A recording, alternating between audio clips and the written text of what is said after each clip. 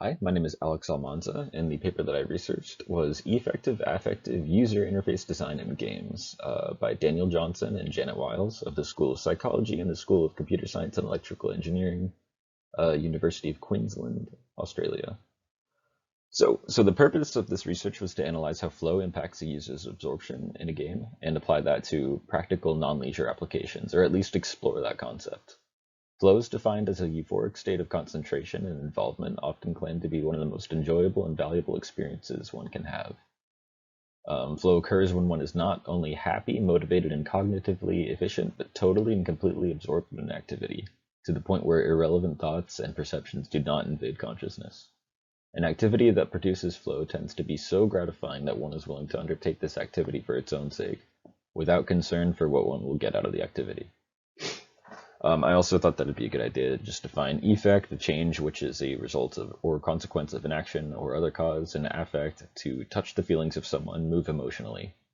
Not that Tony Hawk Pro Skater 2 is likely to impact someone with feelings of intense emotion. Anyway, implementation. So the testing was done with two games, as before mentioned, Tony Hawk Pro Skater 2 and Quake 3 Arena. Nothing was actually created for this article. This user study was more for the gathering of data for the higher purpose I mentioned earlier.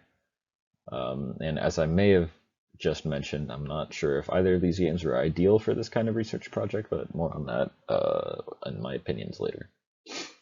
So the research questions, as pulled from the abstract. How can the flow of games and a resulting understanding of flow in games inform the design of non-leisure software for positive affect? So a lot of parallels were drawn in this research paper between flow and games in the context of existing HCI guidelines. The authors claimed the raising of a number of interesting possibilities for the affective design of non-leisure software. And basically what this means is, how can we get people to be as focused on work or learning as they are focused on playing a computer game? So there were actually only 4 subjects in this study. They selected 2 games, as mentioned earlier, and selected 2 platforms. Both games were available to play either on the Sega Dreamcast or on PC. The study was therefore oriented on which game was better and more encouraging of promoting flow, and on which platform. The test subjects had a lot of freedom during the procedure, and they were asked to state which game they preferred on which platform and why after the study. Notes were taken throughout the entirety of the unspecified amount of time they were playing, as the subjects were encouraged to voice their opinions throughout their playtime. Most preferred Tony Hawk Pro Skater 2 in the Dreamcast, and most preferred Quake 3 Arena on the PC. The greatest hindrance they found on an affective design in games is the overuse of menus, as it breaks up flow most effectively. In summary, it's proposed that games which are designed to generate positive affect are most successful when they facilitate flow. Non-leisure softwares, when in development, are conversely more focused on the negatives.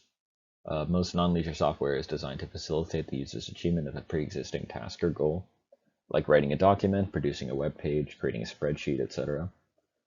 The user's primary motivation in non-leisure software is to achieve this goal. The desire to experience positive affect, if considered at all, is not as important to achieving this goal. However, were someone to implement a non-leisure software that achieved both of these things, and had a concentration on experiencing positive affect and achieving a predetermined goal, then we can revolutionize workflow.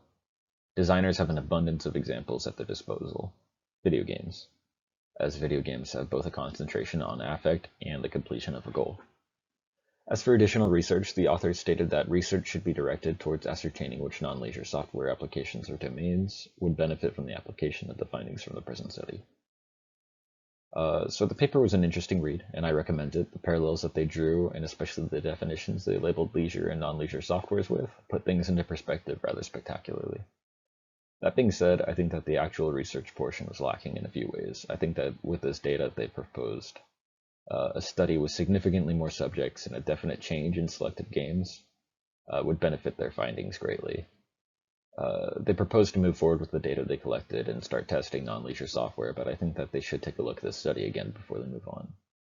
I also think it'd be interesting to focus this study more towards college students, as I may speak for myself when I say that I definitely experience a higher feeling of flow when I play Skyrim than when I do homework.